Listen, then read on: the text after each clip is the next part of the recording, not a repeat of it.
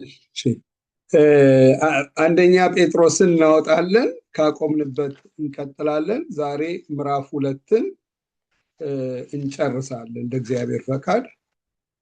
ባለፈው ጀምሬው ይህንን ኔክስት ዊክ በደንብ እንጨርሰዋለን ብዬ ነበር ያቆምነው። ሁላችን ጸሎት ያፍትቴ ስላጸለየችን ቀጥታውን ወደ ክፍሉ እንሄዳለን። ቲቲ ትረጅኛለሽ በማንበብ ያመችሻ? እሺ አንደኛ ጴጥሮስ ምዕራፍ 2 ከ13 ጀምሮ እስከ 25 አንብቢውና ትንሽ ነገር ተናግሬ ወደ ዛሬው ክፍላችን እንገባለን። ከ25 ጀምሮ ነው ያልከው? አይ ከ13 ጀምሮ እስከ 25 መጨረሻው። እሺ ምዕራፍ 2 አይደል? ያው ላንብበው? አንብቢ። እሺ ጌታ በኢየሱስ አነባዋለሁ። ስለ ጌታ ብላችሁ ለሰው ስርዓት ሁሉ ተገዙ፣ ለንጉስም ቢሆን ከሁሉ በላይ ነውና፣ ለመኳንንትም ቢሆን ክፉ የሚያደርጉትን ለመቅጣት በበጎ የሚያደርጉትን ለማመስገን ከእርሱ ተልከዋልና ተገዙ። በጎ እያደረጋችሁ የማያውቁትን ሞኞች ዝም ታሰኙ ዘንድ እንግዲህ የእግዚአብሔር ፈቃድ ነውና። አርነት ወጥታችሁ እንደ እግዚአብሔር ባሪያዎች ሁኑ እንጂ ያ አርነት ለክፋት መሸፈኛ እንዲሆን አታድርጉ። ሁሉን አክብሩ፣ ወንድሞችን ውደዱ፣ እግዚአብሔርን ፍሩ፣ ንጉስን አክብሩ። ሎሌዎች ሆይ ለበጎዎችና ለገሮች ጌቶቻችሁ ብቻ ሳይሆን ለጠማሞች ደግሞ በፍርሃት ሁሉ ተገዙ። በግፍ መከራን የሚቀበል ሰው እግዚአብሔርን እያሰበ ሐዘንን ቢታገስ ምስጋና ይገባዋልና። ኃጢአት አድርጋችሁ ስትጎሰሙ ብትታገሱ ምን ክብር አለበት? ነገር ግን መልካም አድርጋችሁ መከራን ስትቀበሉ ብትታገሱ ይህን ነገር በእግዚአብሔር ዘንድ ምስጋና ይገባዋል። የተጠራችሁለት ለዚህ ነውና፣ ክርስቶስ ደግሞ ፍለጋውን እንድትከተሉ ምሳሌ ትቶላችሁ ስለእናንተ መከራን ተቀብሏልና። እርሱም ኃጢአት አላደረገም፣ ተንኮልም በአፉ አልተገኘበትም። ሲሰድቡት መልሶ አልተሳደበም፣ መከራንም ሲቀበል አልዛተም። ነገር ግን በጽድቅ ለሚፈርደው ራሱን አሳልፎ ሰጠ። ለኃጢአት ሞተን ለጽድቅ እንድንኖር እርሱ ራሱ በስጋው ኃጢአታችንን በእንጨት ላይ ተሸከመ። በመገረፉ ቁስል ተፈወሳችሁ። እንደ በጎች ተቅበዘበዙ ነበርና አሁን ግን ወደ ነፍሳችሁ እረኛና ጠባቂ ተመልሳችኋል። እሺ ጌታ ይባርክሽ። ባለፈው ያው ጀምረን ነበረና ቁጥር 25 ላይ መጨረሻ ላይ ያነበበችውን ከዛ ክፍል ተነስተን እንቀጥላለን። እንደ በጎች ትቅበዘበዙ ነበርና አሁን ግን ወደ ነፍሳችን እረኛና ጠባቂ ምን ብላችኋል? ተመልሳችኋል። አሁን ግን ወደ ነፍሳችሁ እረኛ እና ጠባቂ ተመልሳችኋል። እዚህ ላይ በቃ እየተማርነው ያለው ሐዋርያው ጴጥሮስ በመንፈስ ቅዱስ መሪነት እየጻፈላቸው ያለው አንደኛ በክርስቶስ ውስጥ ያገኙት ርስት ያገኙትን ክብር ምዕራፍ 1 ላይ ከጻፈላቸው በኋላ ይሄ ክብር ግን እንዲሁ አይወረስም፣ ይሄ ርስት ግን እንዲሁ አይደለም የሚወረሰው። የሚወረሰው ደግሞ በምንድን ነው? በእምነት ነው የሚወረሰው።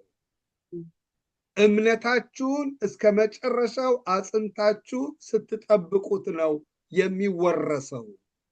እምነት ደግሞ እንዲሁ አመንኩ ተብሎ የሚመጣ ነገር አይደለም። እምነት ከመስማት ነው። መስማትም ከምንድን ነው? ከእግዚአብሔር ቃል ነው። የሚያድግ ነገር ነው። እምነታችን የሚያድገው ደግሞ በምንድን ነው ይላል? ሕፃናት የእናታቸውን ጡት እንደሚናፍቁ ሁሉ ያንን ጡት ለማግኘት ገና ሕፃናት አሁን የተወለዱ ሕፃናት ወደሚናፍቁት ያ ሁሉ የሚጮሁት ያን ጡት ለማግኘት ነው። ማንም አላስተማራቸውም። እግዚአብሔር ከሰጣቸው እውቀትና ጥበብ የተነሳ ጡት ወተት ለማግኘት ነው የሚናፍቁት። ለምን? ያ ወተትን ባገኙት ጊዜ ምዕራፍ 2:1 ላይ ይናገራል። እንዲህ ክፋትን ሁሉ፣ ተንኮልን ሁሉ፣ ግብዝነት፣ ቅናትን፣ ሐሜትን አስወግዳችሁ ጌታ ቸር መሆኑን ቀምሳችሁ እንደሆነ ለመዳን በእርሱ እንድታድጉ አሁን እንደተወለዱ ሕፃናት ተንኮል የሌለበትን የቃሉን ወተት ተመኙ ይላል። ለመዳን በእርሱ እንድታድጉ ተወለድን፣ ዳግም ተወለድን በክርስቶስ። አሁን አዲስ ልጅ ሆነን ገና ከሕፃንነት ሂደት ነው ክርስትና።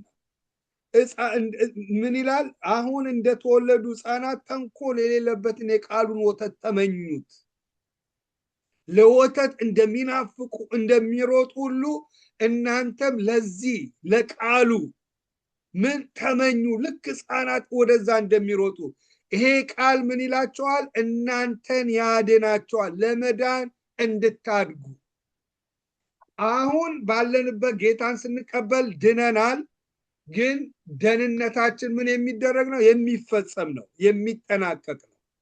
ስለዚህ እዚህ ላይ አሁን መጨረሻ ላይ ባነበበችልን ክፍል ላይ 25 ላይ አሁን ግን ወደ ነፍሳችሁ እረኛና ጠባቂ ተመልሳችኋል። አሁን ያለንበት ህይወት ነፍሳችንን የሚመራ እረኛ፣ ትክክለኛውን መንገድ የሚያሳየን፣ ነፍሳችን የምትድንበትን የምታድግበትን እሱን ወደ ማወቅ ወደ ሙላቱ የምንሄድበትን መንገድ የሚያሳየን ወደሚያሳየን ምን እረኛ ብቻ ሳይሆን ነፍሳችንን ከክፉ ጠብቆ የሚያጸና የሚያድን ወደ ክርስቶስ ምን ብላችኋል? ተመልሳችኋል።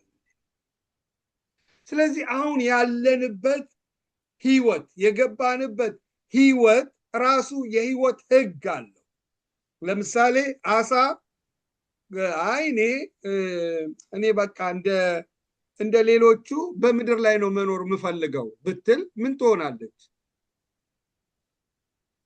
ምን ትሆናለች? አሳ እኔ በምድር ላይ በቃ እንደነ አንበሳ እንደ ሌላው በምድር ላይ መመላለስ ነው የምፈልገው፣ ውሃው ሰለቸኝ፣ የውሃው ኑሮ አስጠላኝ ብላ ውጭ ወጣ ብትቀር ምን ትሆናለች? ትሞታለች። ለምን? የተፈጠረበት ህግ አሳ በህይወት ለመኖር ምን ውስጥ መኖር አለበት? ውሃ ውስጥ መኖር አለበት። እኛ ደግሞ በቃ እዚህ ላይ በቃ ሰለቸን እዚህ ምድር ላይ ብለን በቃ ውሃ ውስጥ ገብተን እንደነ አሳ እንደነ አዞ በቃ እኛ ውሃ ውስጥ ነው የምንኖረው ብንል እንችላለን እንዴ? አንችልም። ስጋዊ ህይወታችን ይሞታል። ለምን? እግዚአብሔር የፈጠረን የህይወት ህግ አለ። ለሁሉም እግዚአብሔር ህግን ፈጥሮለታል። እንዲሁም የገባንበት ህይወት የጌታ ህይወት የተቀበልነው ህይወት ተገለጠ ይላል። ይሄ የተቀበልነው ህይወት ህግ አለው። እንደፈለግን የምንኖርበት ህግ አይደለም። እንደፈለግን ከኖርን እንሞታለን። ከዚህ ከገባንበት ህይወት ውስጥ እንጎላለን፣ እንወጣለን። በተባለው የህይወት ህግ ውስጥ ካልተመራን እንላላጣለን። ብዙ ድካም አለው፣ ብዙ ፔን አለው። ስለዚህ የህይወታችን እረኛና ጠባቂ ተመልሳችኋል አለ።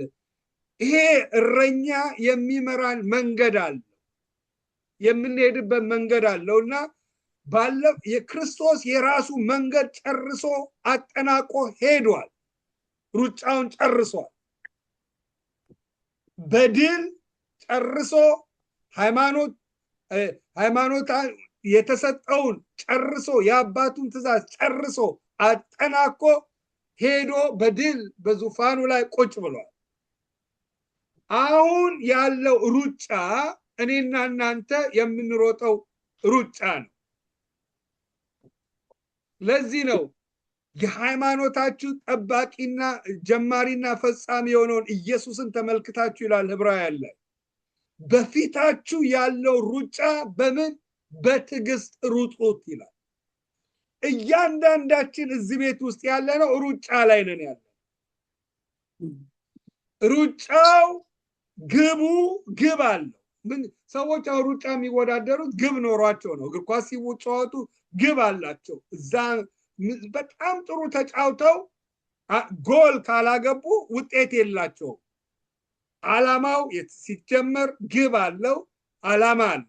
እኛም የተቀበልነው የእግዚአብሔር ሕይወት ዓላማ አለው፣ ግብ አለው። ሩጫ የምንሮጠው እየሮጥን ያለ ነው።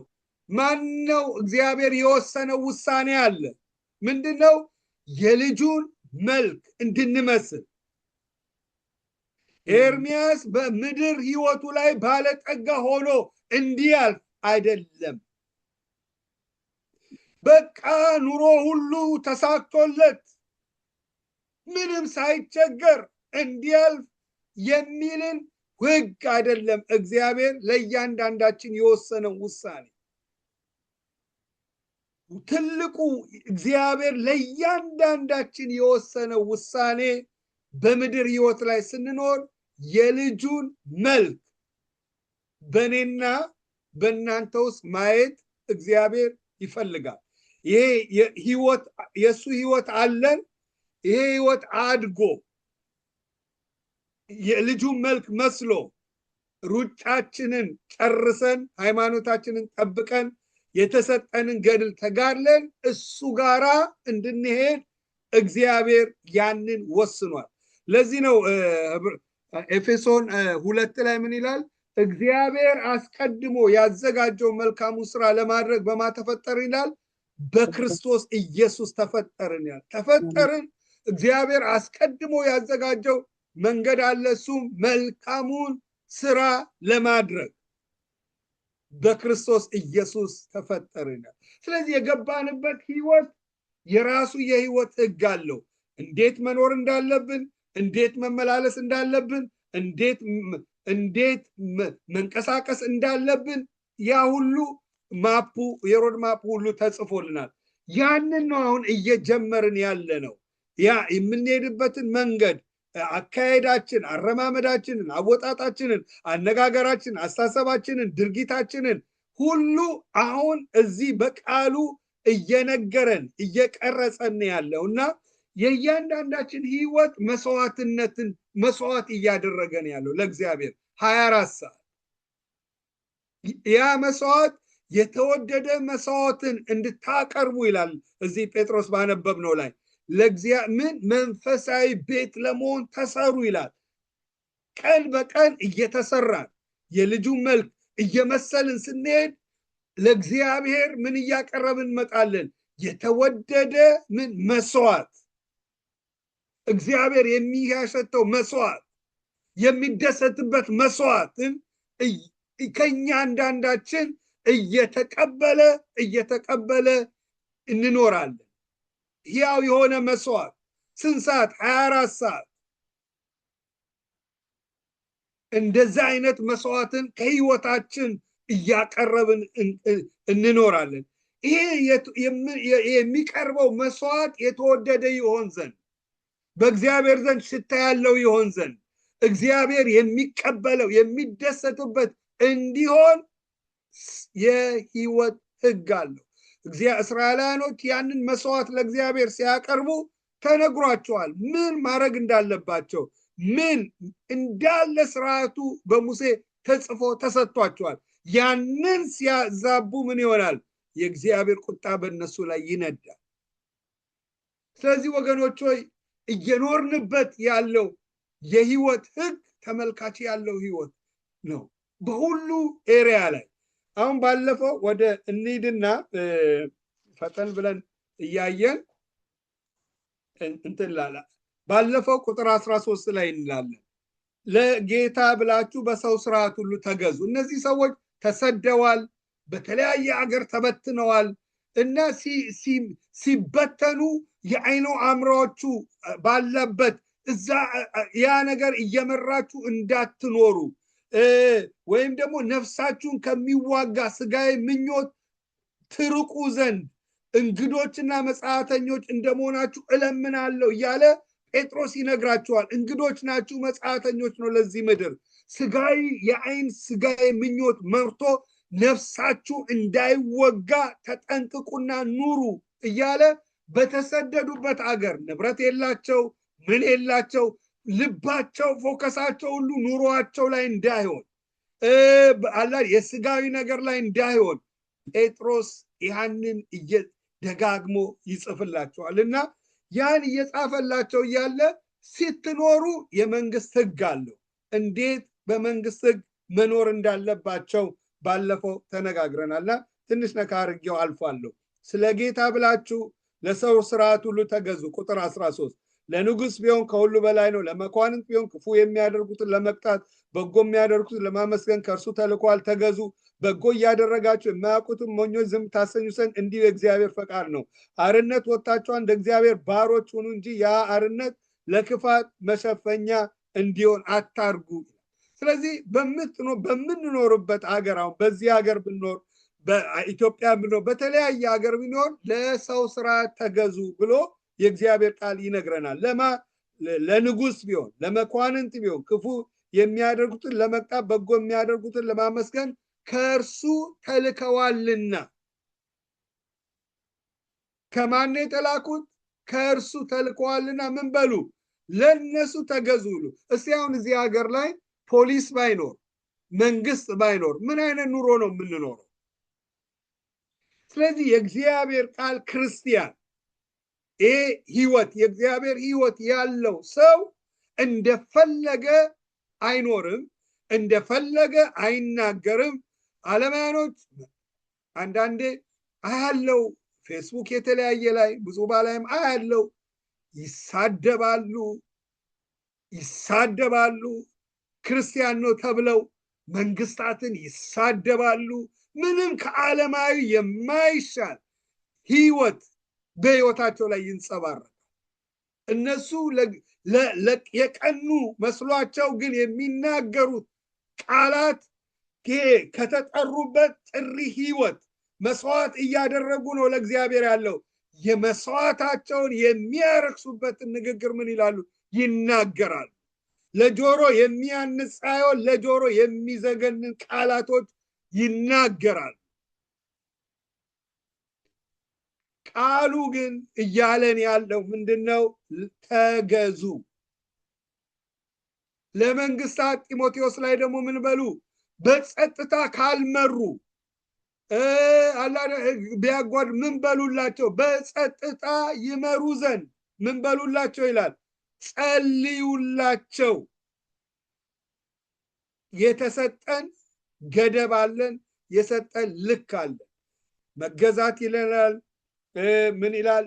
መጸለይ ጥሩ አይደለም ብለን ካመንን፣ መጥፎ ነው ብለን ካመንን እግዚአብሔር በዛ ኤሪያ ላይ ሰዎችን ይጠራል። በዛ ኤሪያ ላይ እንደነ ዳንኤል እንደነ ዮሴፍ የተለያዩ ሰዎችን እግዚአብሔር በውስጣቸው አስቀምጦ ይጠራል። መልካም ነው። እግዚአብሔር በጠራላቸው ቦታ ላይ ገብተው የእግዚአብሔርን ነገር ያጎላሉ። በአጠቃላይ ግን ክርስቲያን ለመንግስታትን እንደፈለግን እንድንሳደብ አይነግረንም። እንደፈለግን እንድንፈርድ አይነግረንም። ጥሩ ፍርድ ሊያጎሉ ይችላሉ። አዎ ሰው ናቸው። እኛ ግን እንደ ክርስቲያን እንድንጸልይላቸው እግዚአብሔር ጠርቶ ለምን እኛ ካህንና እኛ የንጉሱ ካህን ለኛ ቅዱስ ህዝብ ነን። እኛ ለእርሱ የተለየ ወገን ስለሆንን ያገባንበት የህይወት ህግ የሚነግረን እንዲህ አይነትን ህይወት ከኛ እንድንኖር ነው። ስለዚህ ባለፈው ይሄንን ተነጋግረናል። ቁጥር 17 ሁሉን ምን በሉ? አክብሩ፣ ወንድሞችን ውደዱ፣ እግዚአብሔርን ፍሩ፣ ንጉስን አክብሩ፣ ክርስቲያን መለያው አክብሮት ነው። ሰውን ያከብራል፣ ወንድሞችን ያከብራል፣ እህቶችን ያከብራል፣ እንደፈለገ አይዘለጥጥም፣ መንግስታትን ያከብራል፣ እግዚአብሔርን ደግሞ ይፈራል ክርስቲያን። ስለዚህ እዚህ ላይ ሲነግራቸው በሄዱበት በተሰደዱበት ሀገር ወንድሞችን ምን በሉ ሁሉን አክብሩ።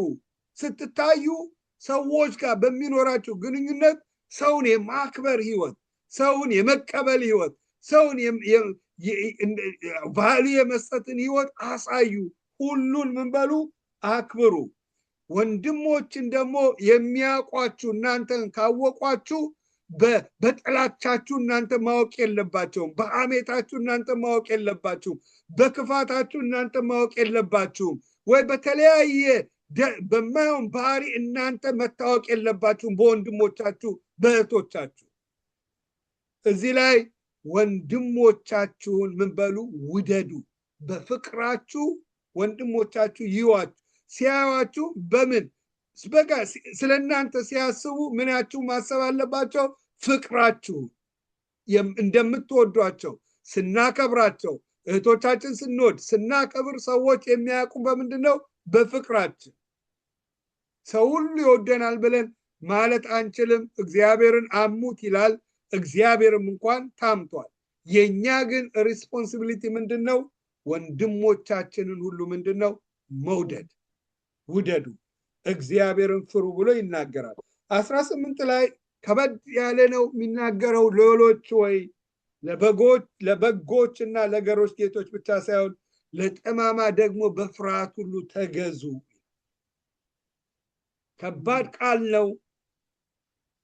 በግፍ መከራን የሚቀበል ሰው እግዚአብሔርን እያሰበ ሐዘንን ቢታገስ ምስጋና ይገባዋል። ባለፈው በደንብ ተናግሬያለሁ። ቀላል አይደለም ይሄ በስጋ ስናስብ ማለት ለማን ነው ተገዙ ይላል?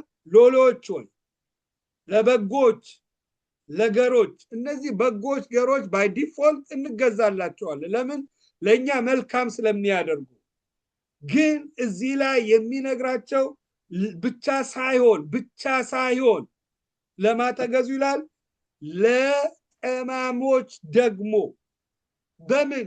በፍርሃት ሁሉ ተገዙ። ጠማሞች ለእናንተ ክፉ የሚያስቡ መሰናክል የሚያስቀምጡ የሚለዩዋችሁ በስራ ቦታ ላይ ሞር እናንተን ለይተው የበለጠ እናንተ ሊያደክሙ የሚችሉ ጠማሞች ለነሱ ምን በሉ ይላል እግዚአብሔር ቃል። ቀላል አይደለም። ተገዙ። እነዚህ ሰዎች ምንድነው የሚያመጡት? እልልታ ወደ ህይወታችን፣ ደስታ አይደለም። የእግዚአብሔር ቃል ላይ ኢቭን ይለዋል። ምን ይለዋል? ለጠማሞች ደግሞ በፍርሃት በግፍ ነው የሚያመጡብን። ያ ግፍ ደግሞ በህይወታችን ላይ ምንን ያመጣል? መከራን የሚቀበል ሰው፣ በግፍ መከራን የሚቀበል ሰው እግዚአብሔርን እያሰበ ሐዘንን ቢታገስ ምስጋና ይገባዋል ይላል። ቁልፉ ይሄ ነው። ጠማሞች ሰዎች የግድ አሰሪዎቻችን ላይሆኑ ይችላሉ። ሰዎች ጠማማ ነገር በህይወታችን ላይ የሚያመጡ እዚህ ሀገር ስንኖር ሜቢ ጥቁር ነን ብለው ሰዎች ባለን ከለር የማየው ሊለዩን ይችላሉ። የተለያየ መከራ ሊያመጡ ይችላል። የኛና የኛ በሆነው ላይ በልጆቻችን ላይ በተለያየ ዲል አደራረጋችን እንዴት ነው? አለማያኖች እንደሚሄዱበት ህግ ነው ወይስ እንዴት ነው? የእግዚአብሔር ቃል ምን ይላል? በግፍ መከራን የሚቀበል ሰው እግዚአብሔርን እያሰበ ያንን ግፍ እንደሆነ አያውቅም? ያውቃል። ወደ ህይወቱ ምን መጥቷል? መከራ መጥቷል።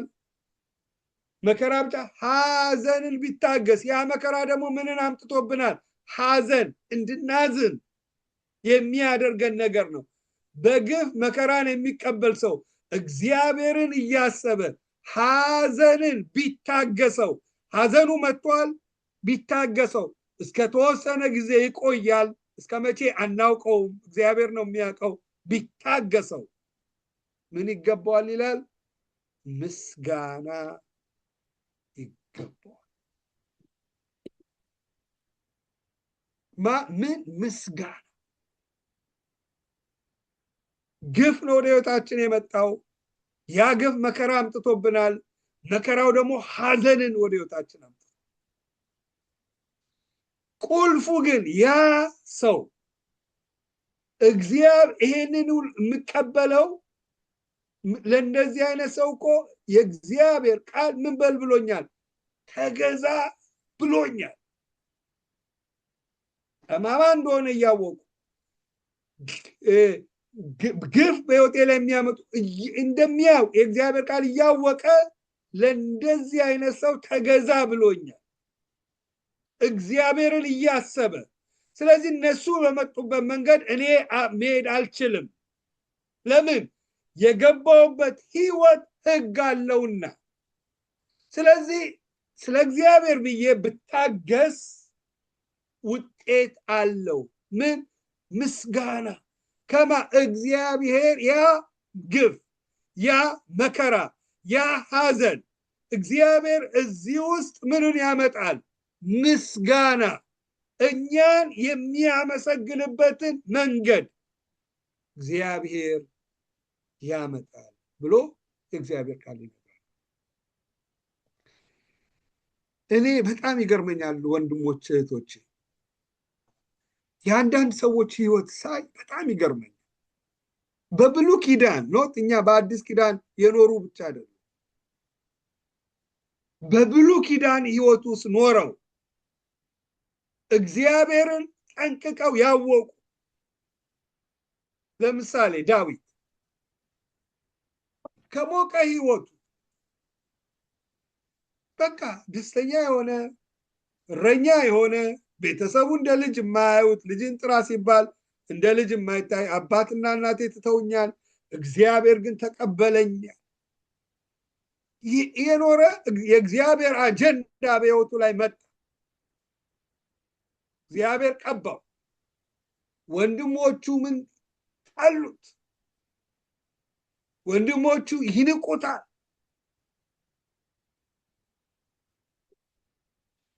ግን የእግዚአብሔር አጀንዳ የእግዚአብሔር ሐሳብ ስለነበረበት ጎልያድን ገደለው። ታላቅ ደስታ ለእስራኤል ነው ያመጣው።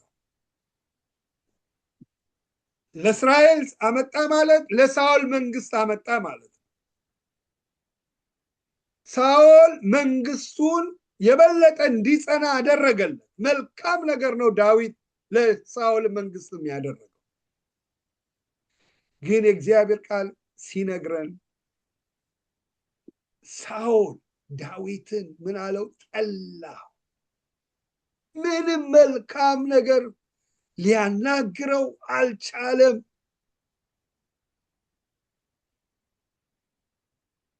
በህይወት ሳለ ሁል ጊዜ ምን ጠማማ ሆነበት። ከፈተው። ቅናት ወደ ህይወቱ መጣ። ዲል ማድረግ ሲገባው ዲል ማድረግ አልቻለም። ቅናት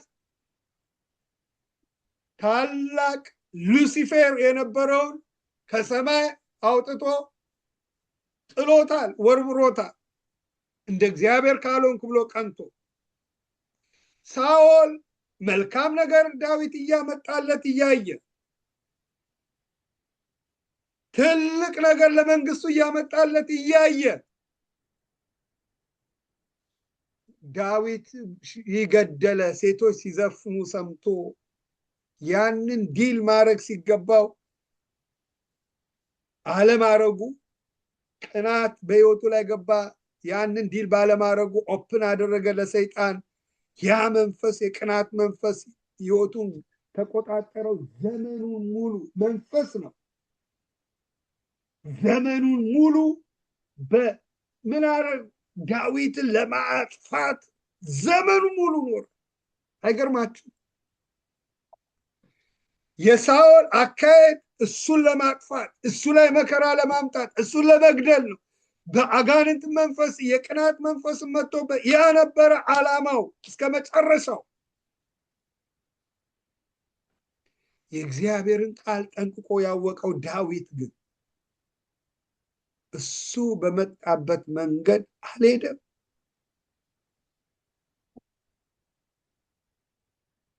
እጁ ላይ አሳልፎ ሲሰጠው እግዚአብሔር የቀባውን እጄን አልዳስስም፣ ኢቭን ጨርቁን ሲቆጥ ልቡ መታ ይላል የእግዚአብሔር ያው መንፈስ።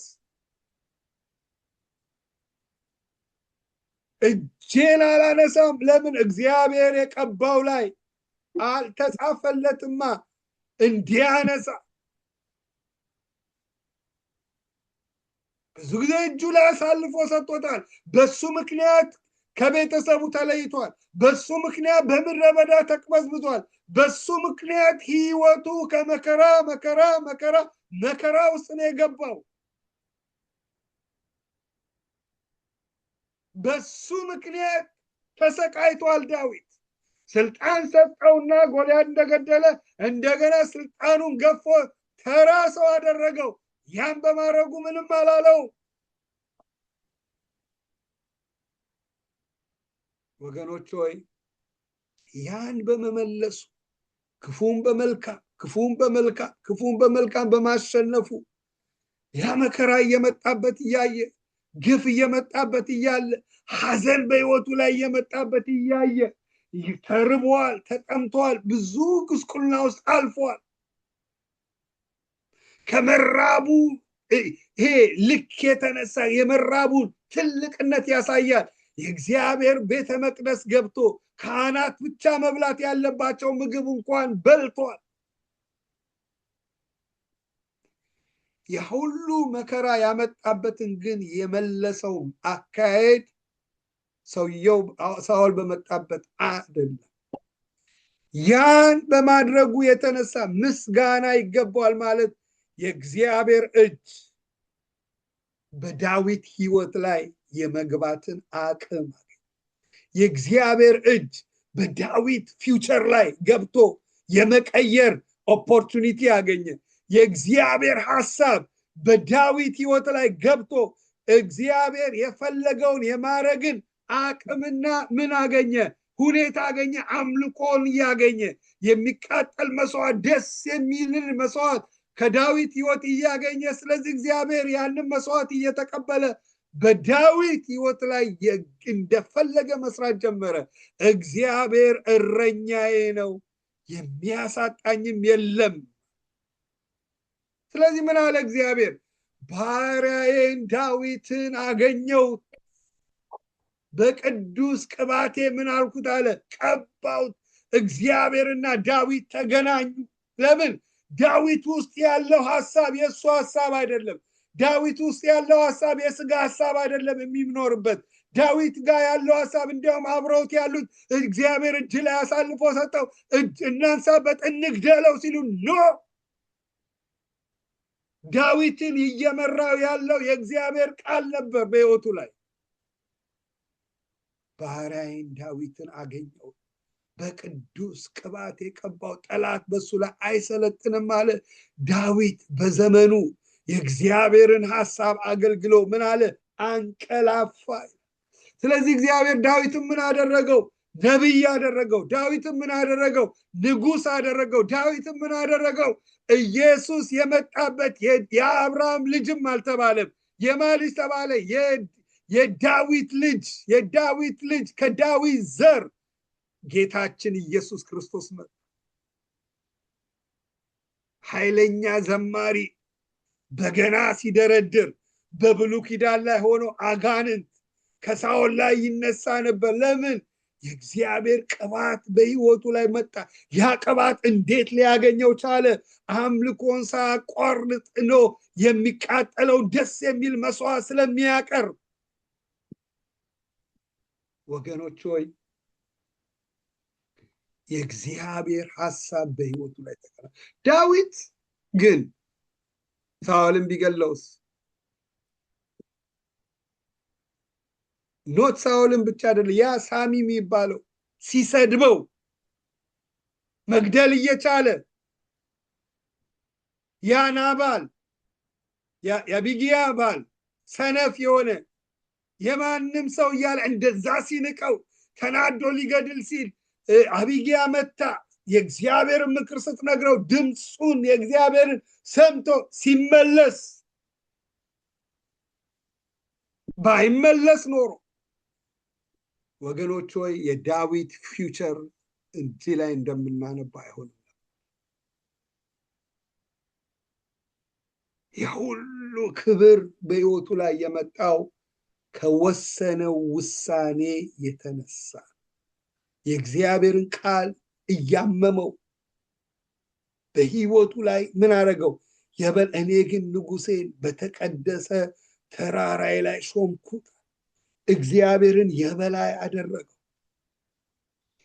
ምን አለ ዳዊት? እግዚአብሔርን አንዲት ነገር ለመንኩት፣ እርሷንም እሻለሁ፣ በሕይወቴ ዘመን ሁሉ በእግዚአብሔር ቤት እኖር ዘንድ፣ መቅደሱን እመለከት፣ እግዚአብሔርን ደስ የሚያሰኘውን አይ ዘንድ።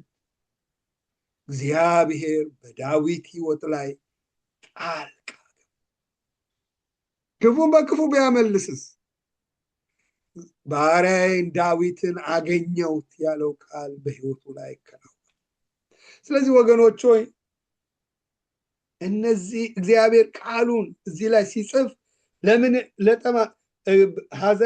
ሐዘንን ቢታገስ ምስጋና ይገባዋል። እግዚአብሔር የሚያመሰግን መንገድን ከዛ ውስጥ ያወጣል። ከማ ከጠማማዎች፣ ከማ ከክፉ ሰዎች፣ መከራ ከሚያመጡብን፣ ምን ግፍን ከሚያመጡብን። ይህንን እንደ እግዚአብሔር ቃል ዲል ስናደርገው ወገኖች ሆይ ለዓለም የሚመች መንገድ አይደለም፣ የክርስቶስ ሕይወት መንገድ ስለሆነ ግን እንደ ቃሉ ስንሄድ ወገኖች ሆይ ምስጋና ይገባዋል። ስጋችን ያንን መንገድ አይሄድም። የእግዚአብሔር ቃል ላይ ራሳችንን ግን ካስገዛ ነው እያመመን እያዘንን ብንታገስ ግን እግዚአብሔር በሕይወታችን ላይ ጣልቃ ገብቶ ሐሳቡን ያከናውናል። ስለዚህ እዚህ ላይ ሲነግራቸው ጴጥሮስ ለእንደነዚህ አይነቶች ሁሉ በምን ተገዙ? በፍርሃት ተገዙ ብሎ ይነግራቸዋል። ሀያ ላይ ኃጢአት አድርጋችሁ ስትጎሰሙ ብትታገሱ ምን ክብር አለበት? ነገር ግን መልካም አድርጋችሁ መከራ ብትቀበሉ ብትታገሱ ይህ ነገር በእግዚአብሔር ዘንድ ምን ይላል? ምስጋና ይገባዋል። ብዙ ሰዎች መልካም ነገር አድርገው መጥፎ ነገር ሲመጣባቸው ራሳቸውን ጀስቲፋይ ለማድረግ ያደረጉት መልካም ነገር እንደሆነ ጀስቲፋይ ለማድረግ ብዙ ይደክማል። ወይ ደግሞ በተለያየ ነገር ላይ ሚዲያ ላይ መጥፎ ስም ቢወጡባቸው የራሳቸውን በቃ አይደል ስም አይደል ትክክል ብዙ ነገር ይሞክራል። ዮሴፍ በእግዚአብሔር ፊት ኃጢአት አላደርግም በማለቱ የተነሳ ኖ አላደርግም ብሎ በመወሰኑ የተነሳ ብሎ ጭብጨባ አይደለም የመጣለት። መጀመሪያ ስለ እግዚአብሔር ብሎ ለመቀደስ ስለወሰነ፣ ስለ እግዚአብሔር ብሎ ራሱን ለመለየት ስለወሰነ፣ ስለ እግዚአብሔር ብሎ ትክክለኛው መንገድ መሄድ ስለፈለገ ደስታና በረከት አይደለም የመጣለት፣ ታላቅ የሆነ መከራ ወደ ሕይወቱ መጣ። ከጲጣፋራ ቤት ወጥቶ ወዴት ሄደ? እስር ቤት። ከትልቅ ክብር ውስጥ ወጥቶ እስር ቤት። ስለማ? እግዚአብሔር ብሎ ጽድቅን ወዶ እውነትን ወዶ ያንም ለመታዘዝ በመሄዱ መከራ መጣበት። መከራ ውስጥ ትዝ ይላችኋል። እባክህ ሂድና ለፈርዖን ንገርልኝ ብሎ ረሳው። ግን የእግዚአብሔር ጊዜ የእግዚአብሔር ሰዓት ሲመጣ በማዕቀው ሀገሩ ባልሆነበት እስር ቤት ውስጥ ያለ ሰው ከእስር ቤት ከጠቅላይ ሚኒስቴር ከንጉሱ ቀጥሎ ዙፋን እግዚአብሔር የሚያመሰግንበት መንገድ። አንድ ትልቅ ፎቅ ቤት ብዙ ረጅም ፎቅ ቤት ቢኖር 100 ፎቅ ቤት ላይ ደረጃዎች ያሉት ቢኖር ዝም ብለው አይሰሩትም። እንደ ርዝመቱ ያህል ወደ ታች ሞር ይቆፍሩበት ያንን ለመያዝ። እኛም በተቀበልነው የመከራ ልክ የእግዚአብሔር እጅ ደግሞ በሕይወታችን ላይ ምን ይላል? ይገለጣል። ዮሴፍ ያንን ያህል መከራ እንደተቀበለ ሁሉ የእግዚአብሔር የአክብሮት ሕይወት ወደ ሕይወቱ ምን አለ? መጣ። ከዛ ሕይወት ከእስር ቤት ወደ ጠቅላይ ሚኒስቴር። ወንድሞቹ ምን አድርገውታል? ያ ሁሉ መከራ አምጥተውበታል። መጽሐፍ ቅዱስ እንዲህ ይላል፣ እግዚአብሔር ሰውን ወደ ግብፅ ላከ ይላል። እግዚአብሔር ሰውን ወደ ግብፅ ላከ ይላል መዝሙረ ዳዊት 105 ላይ ላከ። ማን የላከው? ዮሴፍን። እግዚአብሔር። ወዴት? ወደ ግብፅ። እንዴት ላከው? በወንድሞቹ ተሽጦ ጉድጓድ ውስጥ ገብቶ ከጉድጓዱ አውጥተውት ሸጠውት። እግዚአብሔር ፊውቸሩን ነው የሚያየው፣ ግን እዛ ላይ ፊውቸር ያለ ወንድሞቹ ሲጨክኑበት ነው የሚታየው። ወንድሞቹ አሳልፎ ሲሰጡት ነው የሚታየው። ወንድሞቹ ለማያውቀው አገር ውስጥ ሲሸጡት ነው። ወደ ማያውቀው አገር እነሆ ቤቱ ሞቅ ያለበት ከነበረበት ቤት ወጥቶ በማያውቀው ቋንቋ በማያውቀው አገር ባሪያ ሆኖ ሄደ። ማን ነው ግን የላከው ይላል መዝሙረ ዳዊት ላይ? እግዚአብሔር አስቀድሞ ሰውን ላከ። ወዴት? ወደ ግብፅ። የሄደበት መንገድ ግን እጅግ አስቸጋሪ የሆነ መንገድ።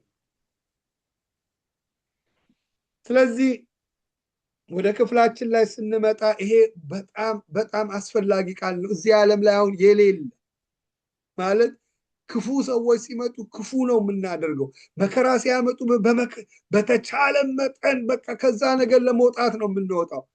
ግን የእግዚአብሔር ቃል የሚመክረን እግዚአብሔር ስለኛ እንዲዋጋ፣ እግዚአብሔር ነገሩን ተረክቦት በሕይወታችን ላይ ትልቅን ነገር እንዲያደርግ ከፈለግን ግን ቃሉ እንደሚነግረው ለነዚህ ለጠማሞች ተገዙ ይላል። ለምንድን ነው እግዚአብሔር እንደነዚህ አይነት የሚፈቅደው? በእኔ ላይ በእናንተ ላይ የወሰነው ውሳኔ አለ። ይህንን አንርሳው።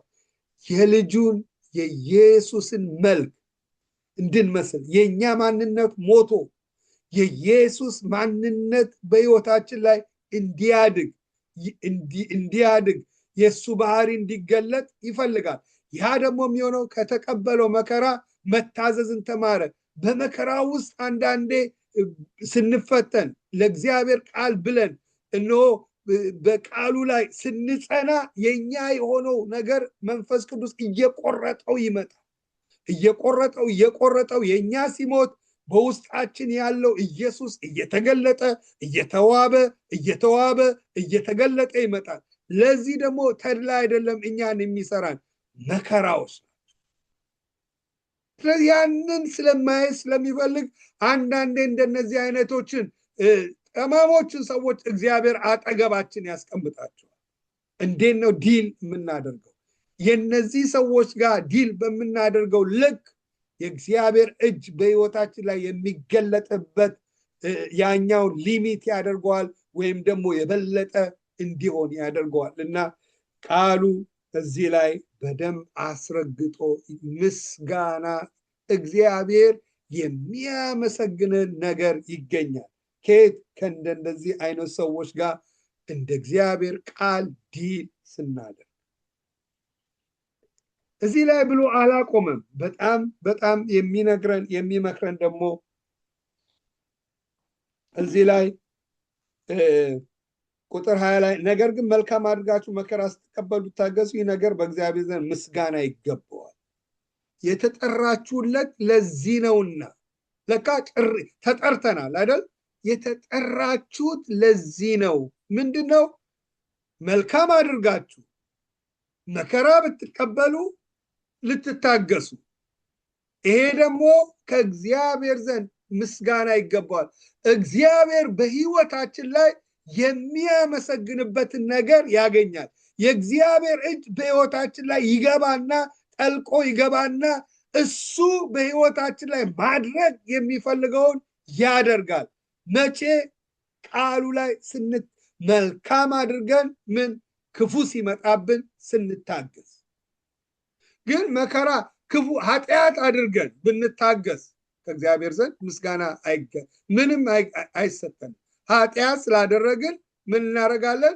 መከራ ሊመጣብን ይችላል። የመንግስትን ሕግ ሰብረን በዛ መከራ ቢመጣብን ለዛ ደግሞ ብንታገስ ልጄ ብሎ እግዚአብሔር አያመሰግነንም።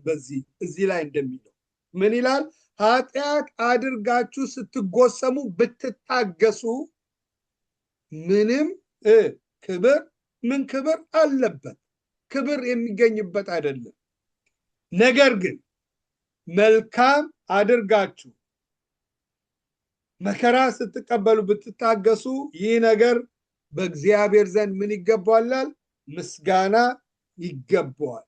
የተጠራችሁለት ለዚህ ነውና ክርስቶስ ደግሞ ፍለጋው እንድትከተሉ ምሳሌ ትቶላችሁ ስለ እናንተ መከራ ተቀብለዋል ይላል። ጥሩ ነው የሃይማኖት እንደ ዳመና የከበቡንን ሰዎች ማየት።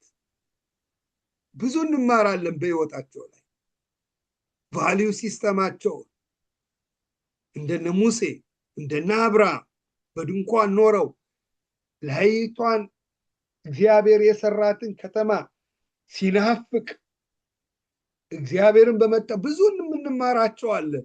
እነ ሙሴ ከፈርዖን ክብር ይልቅ የንጉስ ንጉስ ከመባል ይልቅ ስለ ክርስቶስ መከራ መቀበሉ ያኛው መምረጡ ለምን? ብድራቱን ትኩር ብሎ ተመልክቶ ሊገለጥ ያለው ሊመጣ ያለውን የሚመጣውን ህይወት በመንፈስ ተገንዝቦ የኖረበትን የህይወትን አካሄድ እንማራለን ከብዙዎቹ። የእግዚአብሔር ቃል ግን እንደ ደመና ያሉን እንመለከት ይነግረናል። ግን ከሁሉ በላይ ግን ማንን እንድንመለከት ነው የተጠራ ነው?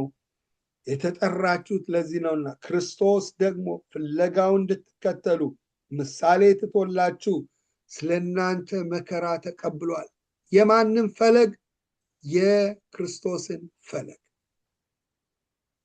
አሁን ምንድነው እያደረግን? እየሮጥን ያለ ነው። ወዴት? ነፍሳችንን ለማዳን ድናለች። ደህንነቷን ለመፈጸም ከዘላለም ቁጣ ከዘላለም ሞት አድነናል። ጻድቅ በጭንቅ ከዳነ ይላል አድነናል። ወደ እግዚአብሔር መንግስት በሙላት ለመግባት እየሮጥን ያለ ነው። ሩጫ ላይ ነን ያለ ነው።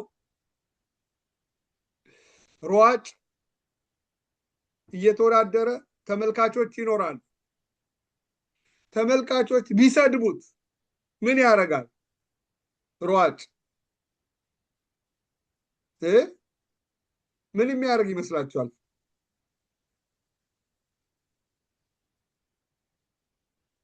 ቆሞ እንዴት ትሰድበኛለህ እንዴት ብሎ የሚናገር ይመስላችኋል? ሯጭ ሽልማት የሚፈልግ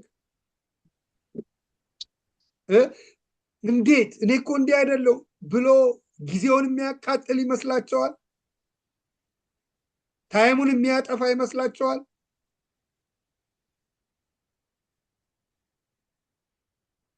በጭራሽ።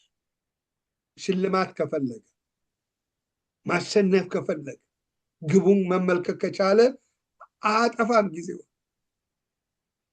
ግብ አለው። ያ ገመዱን በጥሶ ቢችል አንደኛ በሆኖ ለማሸነፍ ነው የሚፈልገው። ስለዚህ ቢሰድቡትም አይ እንዳልሰማው ይሮጣል፣ ግቡ ጋር ነው የሚሄደው።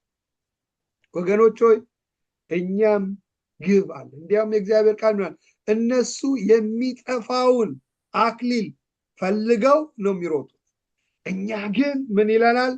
የማይጠፋውን አክሊል ለመቀበል እንሮጣለን። የማይጠፋ አክሊል ከእያንዳንዳችን ላይ ተቀምጦልናል።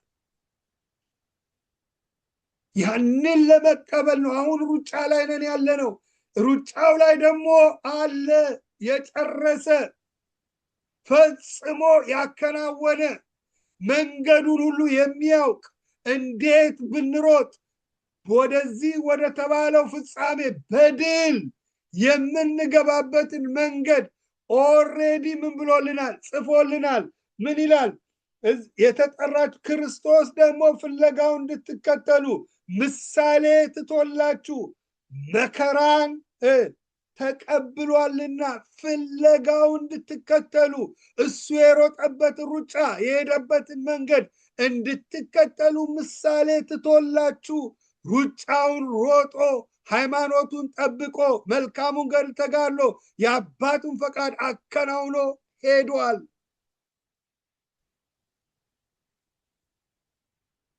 ጌታ እንኳን ይሄን የራሱን ሩጫ ሲሮጥ የእግዚአብሔርን ሐሳብ ለመፈጸም አልቀለለውም። አባት ሆይ ፈቃድህ ከሆነ ይህ ጽዋ ከኔ ይለፍ። የምንሄድባቸው መንገዶች ወገኖች ሆይ ስሙዝ ናቸው ብላችሁ አታስቡ። የተለያየ መንገዶች ናቸው። ቁልቁለት ሊያጋጥመን ይችላል፣ ዳገታማ ሊያጋጥመን ይችላል። ግን የሚረዳ የእግዚአብሔር ጸጋ የእግዚአብሔር አቅም ከኛ ጋር ሆኖ ለምን የምናልፍባቸው መንገዶች ላይ ሁሉ ከአቅማችን በላይ እንዳይሆን የማይፈቅድ ልክ ያደረገለት አምላክ ከኛ ጋር አለ። የኔማ ልዩ ነው እንዳንል ከአቅማችን በላይ መከራው እንዳይውጠን ከኛ ጋር ሆኖ በምናልፍ በደረስንበት ልክ የሚፈቅድ እግዚአብሔር አለ። ለምን ነው የሚፈቅደው? የልጁ መልክ ከኔና ከናንተ ማየት ስለሚፈልግ።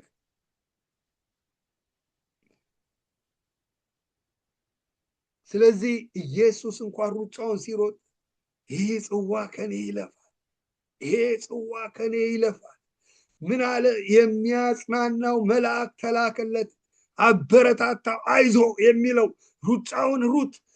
በመስቀል ላይ ከሞትክ በኋላ የመጣበት ዓላማና አጀንዳ አንተ ወደዚህ ምድር የመጣበት ዓላማ በመስቀል ላይ ሞተ፣ ዲያብሎስን በሞት አሸንፈ፣ ከእግዚአብሔር ጋር የተጣላነውን ግድግዳውን አፍርሰ እኛና ከእግዚአብሔር ጋር አስታርቀ።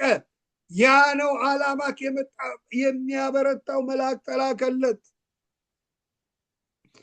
ስለዚህ ጌታ ያን ሩጫ ሮጠ። እንዴት ነው ሊሮጥና ሊጨርስ የቻለው? በጣም ደስ ይላል። ዕብራውያን 12 ላይ ስንሄድ ከፊቱ ስላለው ደስታ በመስቀል ታግሶ በእግዚአብሔር ቀኝ ተቀምጧልና ይላል። በነፍሳችሁ ዝላችሁ እንዳትደክሙ በኃጢአተኛ መቃወም የጸናውን አስቡት። ይህን ሩጫ ስንሮጥ ወገኖች የምናስበው ማንን ነው? የምናየው ማንን ነው?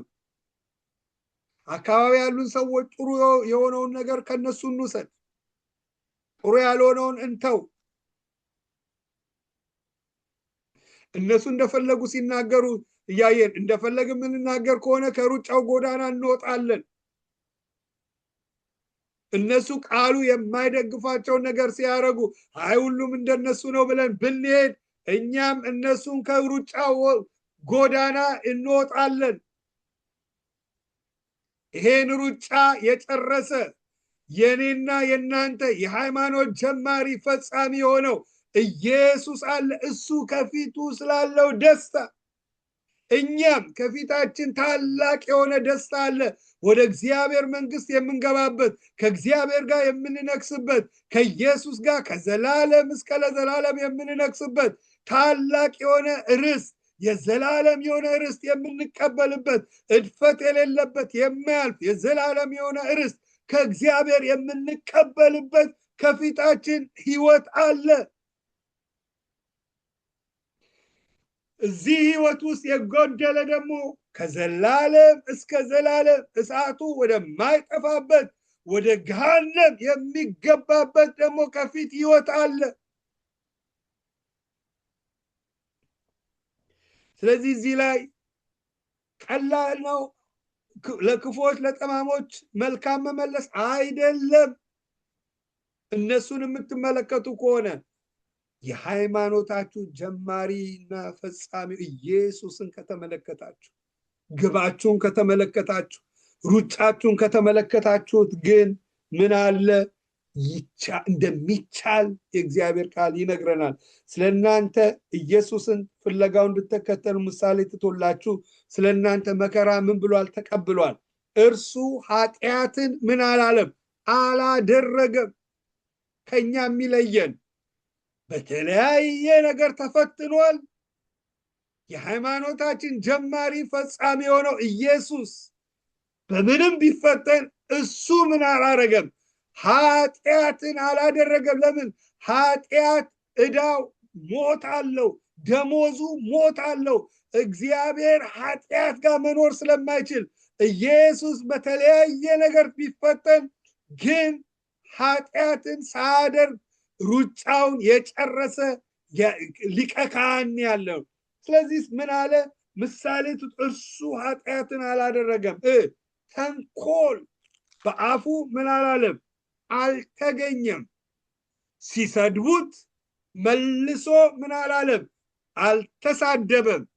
መከራ ሲቀበል ደግሞ ምን አላለም? አልዛተም። ነገር ግን በጽድቅ ለሚፈርደው ራሱን አሳልፎ ምን ይላል? ሰጠ። ነገር ግን በጽድቅ ለካ ፈራጅ አለ። ሁሉን ለካ የሚመለከት አለ። የሚፈርደውም ደግሞ በጽድቅ ስህተት የሌለበት ፍርድ። ሰዎች ድርጊትን አይተው ሊፈርዱ ይችላል። ይሄ ፈራጅ ግን ሞቲቭን ያያል፣ የልብን ስሜት ያያል፣ የልብን ሐሳብ ያያል። እያንዳንዱን እንቅስቃሴ አይቶ ፍርዱ ደግሞ ምን? በጽድቅ የሚፈርድ ምን አለ? ፈራጅ። ስለዚህ ጌታ መከራ ሲያደርጉበት አልዛተም፣ ሲሰድቡት መልሶ አልተሳደበም፣ በአፉ ተንኮልም አልተገኘበትም። ግን ምን አደረገ? በጽድቅ ለሚፈርደው አሳልፎ ምን አደረገ ይላል? ሰጠ ብሎ የእግዚአብሔር ቃል ይላል። በጽድቅ ለሚፈርድ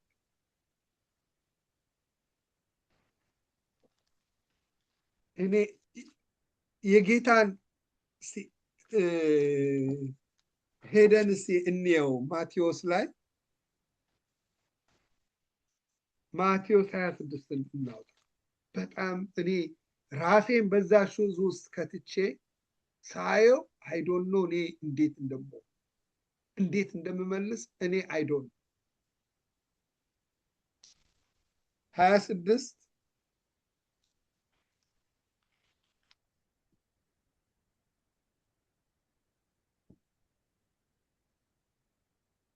26 ቁጥር ቲቴ አንብቢልኝ ከ47 እስከ 50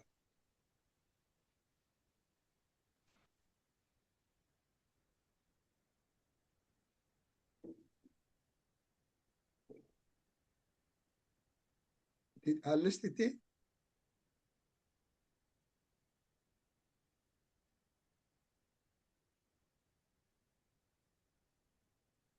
ሰኒዬ ማንበብ ያመችሻል?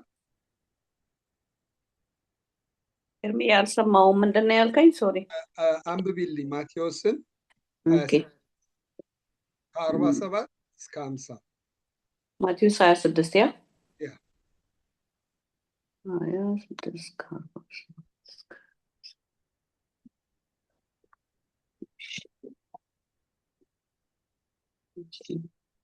ይህንም ገና ሲናገር እነሆ ከ12ቱ አንዱ ይሁዳ መጣ። ከእርሱም ጋር ብዙ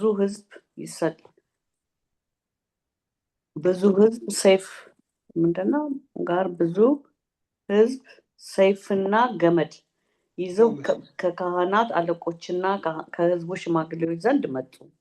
አሳልፎ የሚሰጠውም የምስመው እርሱ ነው፣ ያዙት ብሎ ምልክት ሰጥቷቸው ነበር። ወዲያውም ወደ ኢየሱስ ቀረበና መምህር ሆይ ሰላም ላንተ ይሁን ብሎ ሳመው። ኢየሱስም ወዳጄ ሆይ ለምን ነገር መጣ አለው። በዚያን ጊዜ ጌታ ይባርክ። አስቡት፣ አብሯችሁ የበላ አብሯችሁ የጠጣ ሰው አብራችሁ መልካም ነገር ያደረጋችሁለት ሰው በመከራችሁ ጊዜ አሳልፎ ሊሰጣችሁ ቢመጣ በአፉ ተንኮል አልተገኘበትም ይላል። ለምን? ኢየሱስ አምልኮ እያቀረበ ነው በሕይወቱ። ለማን? ለአባቱ። ሕይወቱ ተንኮል ቢኖርበት፣ ስድብ ቢኖርበት አምልኮ ይረክሳል። ስለዚህ እንደዚህ አይነት ሰው በሕይወታችሁ ላይ ኖሮ ዜን ምን ብሎ መጥቷል? የምሰማውን እሱን ውሰዱት ብሎ መጥቷል። ያ ቃል ጌታ ምልክት ሰጥቷል። መጥቶ ምን አደረገው ይላል? ወደ ኢየሱስን 49 ወዲያ ወደ ኢየሱስ ቀረበ፣ መምህር ሆይ ሰላም ላንተ ይሁን ብሎ ምን አደረገው ይላል? ሳመው። ወገኖች ሆይ በሕይወቴ ያው ጥቂት ነው በኖርኮት ሕይወት እየኖርኩ አለው። አንዳንድ ሰዎች ስመዋችሁ አሳልፈው ይሰጧችሁ። ስመዋችሁ ምንም አይደለም፣ እየጮሁ ስማችሁን እያጠፉ መልኮ እያደረጉ የሚገለጥ ነው። ከባዱ ስመዋችሁ አሳልፈው የሚሰጧችሁ።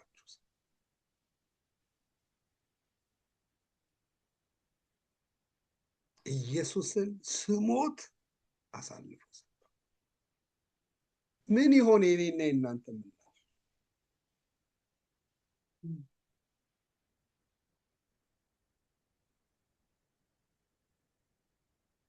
እንደ ኢየሱስ ላናቅ እንችላለን። ወዲያው እሱ የልብን ሁሉ ያውቃል። በኋላ ግን የዛ ውጤት ሲገለጥ እነዛ ሰዎች ስመው አሳልፈው እንደሰጡን እናውቃለን። ምላሻችን ምን ይሆን? እዚህ ላይ መጥቶ ሲስመው ምን ይላል? መምህር ሆይ ሰላም ላንተ ይሁን። ኢየሱስም ወዳጄ ሆይ ለምን ነገር መጣ? ወዳጄ ሆይ ወዳጄ ሆይ። ወገኖቿ አንዴ ያልጠበኩት ሰው ማየውን ነገር አለ። በጣም ተናድጄ በጣም አዝኜ አስታውሳለሁ። የሐሙስ ትምህርት ነበረ። ፓስተር ግርማ ሲያስተምር ሄጄ ስለ ኢየሱስ መስቀል ነበር የሚያስተምረው። ይሄ አስተምሮን በጣም ነው እግዚአብሔር የተናገረኝ። አሟሟቱ ሰው አላገኝም ብዬ ያኔ ወጥቼ ብቻዬን በቃ ማንበብ ጀመር። አሟሟቱ ምንም እያነበብኩ እዚህ ክፍል ላይ ደረሱ። ኢየሱስም ለይሁዳ ወዳጄ ሆይ ለምን ነገር መጣ? ወዳጄ ሆይ የሚለውን ቃል ሳነብ የእግዚአብሔር መንፈስ አረሳው በኃይለኛ ውስጤ ነው። እነዛ ሰዎች አዝኜ ብዬ ውስጤ ከትቻቸው ነበር የመጣሁት የተለየሁት ውስጤ አለ። እዚህ ጋር ኢየሱስ አሳልፎ ሲሰጠው ለሰልፎ ለሰጠው ሰው ወዳጄ ሆይ ብሎ መለሰ። ወገኖች ሆይ ማልቋቋመው የሆነ መረዳት መጥቶ በእግዚአብሔር ዘንድ እዛው ንስሐ ገባው። እዛው ስልኬን አንስቼ በጣም አዝኜ ነበር፣ ግን ይቅር ብያለሁ ብዬ እንድደውል አደረገ። ይሄ ቃል አረሰው። ወዳጄ ሆይ ዛሬ ወገኖቹ አሳልፈው የሰጧችሁ ሰዎች አሉ። በመልካም መስሎ ሳይሆን በፍቅር ወዳጅ መስለው ጉዳት ወደ ህይወታችን ያመጧችሁባችሁ ሰዎች አሉ። እንዴት ነው ትሪት ያደረጋችሁት? ከሩጫው ዞን አውጥተዋቸዋል። እነዛ ሰዎች መስዋዕታችሁ እንዲረክስ አድርጎባቸዋል። እነዚህ ሰዎች መከራ ያመጡባቸው ለምን? ጠልታችኋቸዋል ወይ? አሁን ውስጣችሁ እኛ የእግዚአብሔር ቤተ መቅደስ አይደለም? ጥላቻ ነው ያላችሁ ውስጣችሁ። የእነሱን ፊት አያሳየን ነው ያላችሁ። እርግማን ነው በሕይወታችሁ ያላችሁ።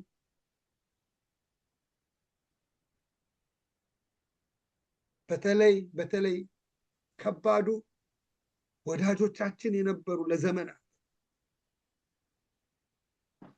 በምንፈልጋቸው ጊዜ ተገልብጠው ስናገኛቸው ያ ፔን ወደ ውስጣችን ይገባል።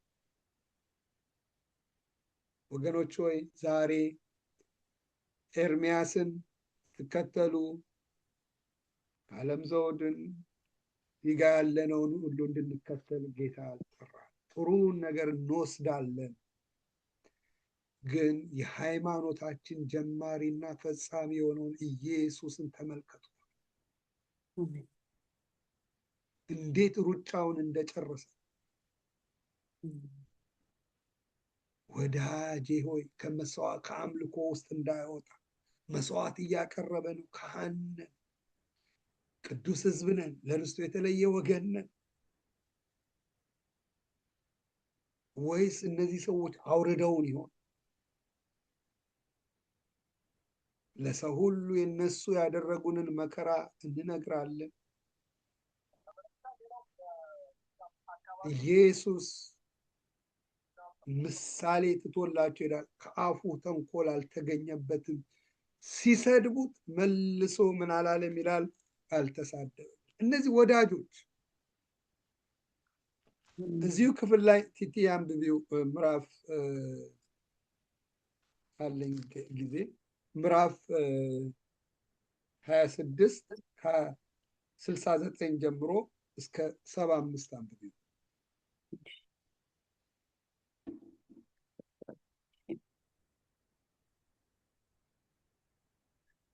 ጴጥሮስም ከቤት ውጪ በአጥሩ ግቢ ተቀምጦ ነበር።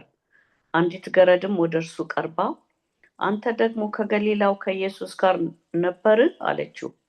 እርሱ ግን የምትይውን አላውቀውም ብሎ በሁሉ ፊት ካደ። ወደ በሩም ሲወጣ ሌላይቱ አየችውና በዚያ ላሉት ይህ ደግሞ ከናዝሬቱ ከኢየሱስ ጋር ነበር አለች። ዳግመኛ ሲምል ሰውየው አላወቀውም ብሎ ካደ። ጥቂትም ቆይተው በዚያው ቆመው የነበሩ ቀርበው ጴጥሮስን አነጋገርህ ይገልጽሃልና በእውነት አንተ ደግሞ ከእርሱ ወገን ነህ አሉት። በዚያን ጊዜ ሰውየውን አላውቀውም ብሎ ሊልም ጀመረ። ወዲያውም ዶሮ ጮኸ። ወዲያውም ጴጥሮስን እዚህ ላይ እናየዋለን 3 ሲክደው። አንደኛ ከሁሉ ፊት ካደው አለ። ዳግመኛ ሲምል ሰውየውን አላውቀውም ብሎ ምን አለ? ካደ።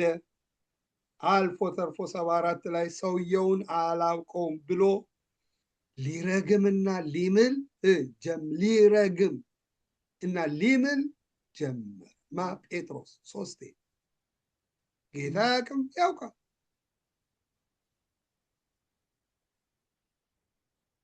ይህ ሁሉ መገለጥ የመጣለት ሰውዬ ስለ ኢየሱስ በኢየሱስ በመከራው ጊዜ ሁሉ ጥለውት በሄዱበት ታይም ጴጥሮስ ኢየሱስን ካደው፣ ደግሞ ካደው፣ ረገመው። እንደገና እየማለ ነው። ግን ጌታችን ኢየሱስ ቃሉን ስናይ ከዛ በኋላ ግን የጴጥሮስ ደግነት ሄዶ ተጸጽቶ በቃ አለቀሰ። ኢየሱስ ከሙታን ሲነሳ ሂጂና ለወንድሞቼ ለነኬፋ ንገሪ ብሎ ሲናገር መጥቶ ሲገለጥላቸው ጴጥሮስ እንደዚህ አድርገኝ ሲል አናየው። ፍቅር የሆነ ጌታ፣ የሰውን ድካም የሚገባው ጌታ ይህንን ጴጥሮስ ሾመው፣ መሪ ያደረገው። ዛሬ እኛ አሁን እያጠናን ያለነው የጻፈው ይሄ ጴጥሮስ ኢየሱስን የካደ የረገመ ይሄ ሰው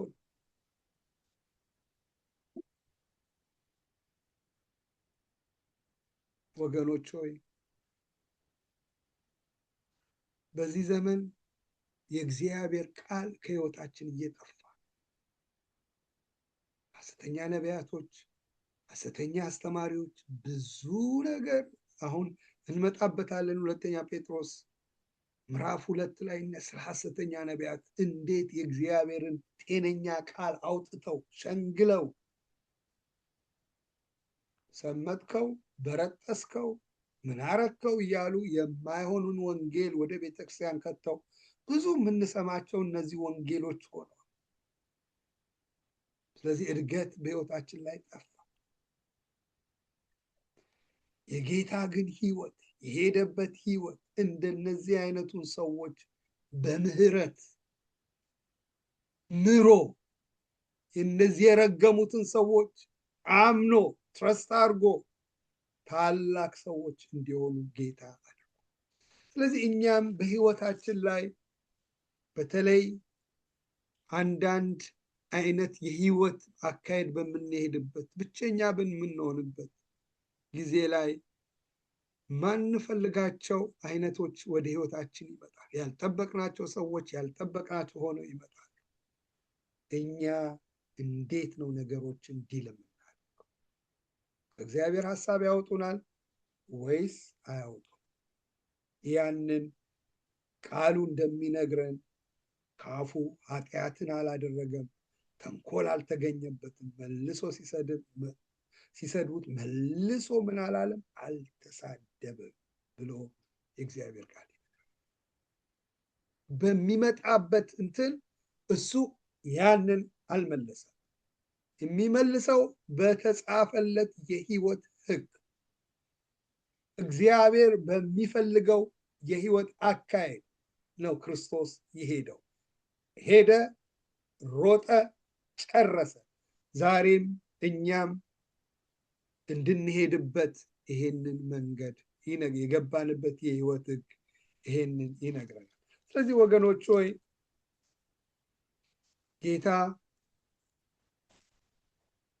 ቃሉ ሲነግረን እግዚአብሔር በክርስቶስ እንደተቀበለ ለእግዚአብሔር ክብር እንደተቀበለን እርስ በርሳችሁ ምን ተባባሉ ይላል? ተቀባበሉ። አሁን እኔና እናንተን ክርስቶስ እንዴት ነው የተቀበለን? እስከነ ደከማችን እስከነ አላደ ኃጢአታችን ያንን እያወቀ ጌታ ግን ምን ለእግዚአብሔር ክብር ተቀበለ አይደል? ተቀበለ። ስለዚህ ጌታ ምን አለ? እኔ እንደተቀበልኳችሁ እርስ በርሳችሁ ምን በሉ? ተቀባበሉ፣ ተቀባበሉ። እግዚአብሔር በክርስቶስ ይቅር እንዳላችሁ እንዴት ነው አንተ ይቅር የተባልከው? አንቺ ይቅር የተባልሽ እንዴት ነው? ስንት ድካም እያለ ብዙ ባህሪያቶች በሕይወታችን ላይ ይዘን እግዚአብሔር የማይደግፈው ብዙ ድካም ይዘን እግዚአብሔር ግን ምን አለን? ይቅር። እግዚአብሔር በደላቸውን አልቆጥርባቸውም። ራሱ ነው መጥቶ የታረቀ። እኛ መልካም ሆነን አይደለም ሄደን የታረቀ፣ እሱ ራሱ መጥቶ በደላችንን ሁሉ ይቅር አለ። ኃጢአታችንን ሁሉ ይቅር አለ። በራሱ ደም ኃጢአታችንን አጠበ፣ አነጻ፣ አዳነን፣ ይቅር አለን። እግዚአብሔር ቃል እግዚአብሔር በክርስቶስ ይቅር እንዳላችሁ በኃጢአታችሁና በበደላችሁ ሙታን ነበራችሁ ይላል። በኃጢአትና በደላችሁ ሙታን በነበርን ጊዜ ከክርስቶስ ኢየሱስ ጋር ምንን ሰጠን ይላል? ሕይወትን ሰጠን። ሕይወት ከሞት ወደ ሕይወት እንዴት? እንዲሁ በጸጋው አዳነን። እግዚአብሔር ከወደደን ከትልቁ ፍቅሩ የተነሳ በደላችንን አመፃችንን ሁሉ እግዚአብሔር ይቅር አለን። ዛሬም ከክርስቶስ ባገኘነው ምህረት በክርስቶስ ከተቀበልነው ይቅርታ ምን እንድናደርግ ነው የሚጠይቀን? ይቅር እንድንል። ፍለጋውን ትቶላችሁ ሄዷል። ይቅር እንድንል፣ በደልን ይቅር እንድንል የእግዚአብሔር ቃል ይነግራል። ዮሴፍ እንደዛ መከራ ያመጡበትን ወንድሞቹን ይቅር አለ። ኖ ግድ የለም እግዚአብሔር አስቀድሞ አይቶ ነው ብሎ ይቅር አለ። ዳዊት እንደዛ መከራ ያበዛበትን ሳኦልን ይቅር አለ። ሲሞት እንኳን ኃይለኛ ለቅሶን ያለቀሰ ክርስቶስ ሲመቱት ሲተፉበት በፊቱ ሸፍነው ጥፊ እየመቱት ነብዮ ትንቢት ተናገር ሲሳለቁበት ምን አለ? የሚያደርጉትን አያውቁምና ምን በላቸዋል? ይቅር። ሐሳቤን በዚህ ጠቀላለሁ። ከክርስቶስ ሕይወት ደግሞ የምንማረው አንዱ ፈለግ ይቅርታ፣ የይቅርታ ሕይወት። ይቅር ማለት ምን ማለት ነው? ኮንዲሽን አይደለም። ይቅርታ እኔ አሁን መስዋዕት እያቀረብኩ ነው። መስዋዕት ነው ሁላችንም ክርስቲያኖች እያቀረብን ያለ። መስዋዕቴ እንዳይበላሽ ነው፣ እዚህ ውስጥ እንዳይረክስ ነው። እኔ በእግዚአብሔር ቤተ መቅደስ ነኝ፣ እናንተ የእግዚአብሔር ቤተ መቅደስ ናችሁ። እዚህ ውስጥ ጥላቻ፣ እዚህ ውስጥ ይቅር አለማለትን እንዳስቀምጥ አልተፈቀደልኝም። ስለዚህ የእኔ ኃላፊነት የእኔ ሪስፖንሲቢሊቲ የእናንተ ሪስፖንሲቢሊቲ ምንድን ነው? የእናንተን ቤተ መቅደስ ማንጻት። ሰው አስቀየማችሁ፣ ሰው በደላችሁ፣ ቃሉ ምንድን ነው የሚለው? መጥቶ ይቅር እስኪላችሁ ጠብቁ ነው እንደ የሚለው አይደለም። በመካከል አንድ ነገር አለ። መስዋዕት ከመሰዋት ሂድና መጀመሪያ አስተካክ። ሂድ ስንቴ በደለ በቀን አለ አይደለ ጌታ? ስንቴ ነው ወንድሜን ይቅር የምለው አለ? 70 ጊዜ 70። በቃ ማለት ይሄ መስዋዕት መርከስ የለበትም። በደለ ሂድና ራስ የበደለን ወንድሜ ሆይ ይሄን ያደረግ፣ እህቴ ሆይ ይሄን ያደረግከው አሳዝኖኛል፣ ግን ስለ ክርስቶስ እኔ ተምሬያለዋ፣ ምሕረት አግኝቻለዋ፣ ይቅር ተብያለዋ፣ በደሙ ታጥቤ ነጽቻለሁና ስለዚህ እኔ ይህንን ምሕረት ስላገኘው ባገኘሁት ምሕረት ወንድሜ የሚገባው ላይሆን ይችላል፣ እህቴ የሚገባት ሆነ አይደለም፣ በህይወቴ ላይ ያደረገችው ይቅር ልላት እንኳን የምችለው ጉዳይ አይደለም። ግን የእኔ ግን ኃጢአትና በደል ይቅር ያልኩት ወንድሜና እህቴ ካደረገችው 1000 እጥፍ ይበልጣልና ያንን ኢየሱስ ምሮኝ ይቅር ብሎኝ ምን አለ? በተማርከው ምሕረት ደግሞ ሂድና ማር ስላለኝ ፈልጌ ምርጫዬ ሳይሆን ግዴታ የህይወቱ ሕግ ስለሆነ ወንድሜ ሆይ በፍቅር ይቅር ብያለሁ፣ እህቴ ሆይ በፍቅር ይቅር ብዬሻለሁ የማለት ግዴታ አለ። መቼ?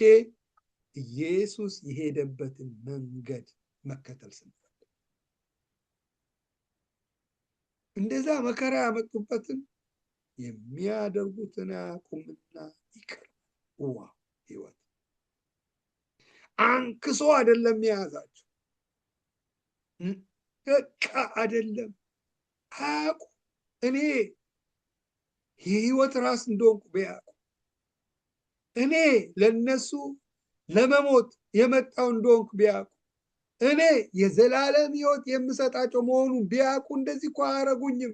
ስለማያውቁ ይሄንን ሁሉ መከራ አመጡ። አባት ሆይ እሱ ፈራጅ ጌታ ነዋ፣ ይፍረድባቸው አላለም። የሚያደርጉትን አያውቁምና ይቅር። የተቀበልነው የኢየሱስ ህይወት ከሆነ ይሄን የመኖርና የማድረግ ግዴታ አለብን፣ የኢየሱስ ህይወትን ከያዝ። ስለዚህ ወንድሜ የኔ ኃላፊነት ወንድሜን ይቅር ማለት ነው። እሱ ባይልስ የኔ ኃላፊነት አይደለም።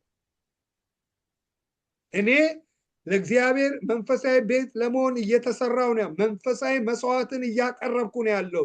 ይሄ መስዋዕት መርከስ የለበትም እና የኔ ኃላፊነት ይሄንን ማርከስ አይደለም ያለብኝ። እህትስ ወንድምስ ይቅር ባይልስ ያንተ ኃላፊነት አይደለም፣ ያንቺ ኃላፊነት አይደለም። ትማልዳለህ፣ እንጸልያለን። እግዚአብሔር በተሰጠን ጸጋ በፍቅር ህይወት እንዲመለሱ እንሞክራለን። ጌታ ምን አለ? ለሎዶቅያ ቤተክርስቲያን ሎዶቅያ ሀብታም ነኝ ባለጸጋ ነኝ ላለች ውጭ ሆኗል፣ አስወጥተውታል፣ ግን ኢየሱስን ያመልኩታል። እሱ ግን የለም ባላቸው ሀብታም ባለጠጋ ምናምን ብላ አስወጥተዋለች። ውጭ ሆኖ ግን ኢየሱስ ምን ይላል? ያንኳኳል። እስኪከፍቱለት እስኪከፍቱለት እስኪከፍቱለት አልተለያ እስኪከፍቱለት ያንኳኳል። እኛም በተቻለን መጠን ሰዎች እንዲመለሱ ባለን ኦፖርቹኒቲ እናንኳኳለን፣ እንሞክራለን። ወደ ህይወት ወደ ትክክለኛው መንገድ እንዲመለሱ። ወደ ሞት ነው የሚሄዱት። ይቅር ሳይሉ ቢሄዱ ወደ ሞት ነው። በጥላቻ ቢሄዱ ወደ ሞት ነው እየሄዱ ያሉት። እኛ ለነሱ ረድተን የሚያደርጉትን አያውቁም የሚል ነው የክርስቶስ ህይወት ያለው የተቀበልነው። ይቅር በላቸው። ይሄንን ህይወት ይዘን ነው ወደ ጎዱን ወደ አሳዘኑን መሄድ ያለብን።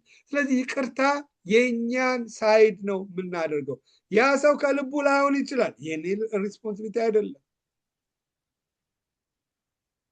እኔ 2 ጠይቄዋለሁ፣ 3 ጠይቄዋለሁ፣ እሱም ቢ ብሏል። አሁን ግን ልቡ ተዘጋጅቷል፣ ሰምቷል።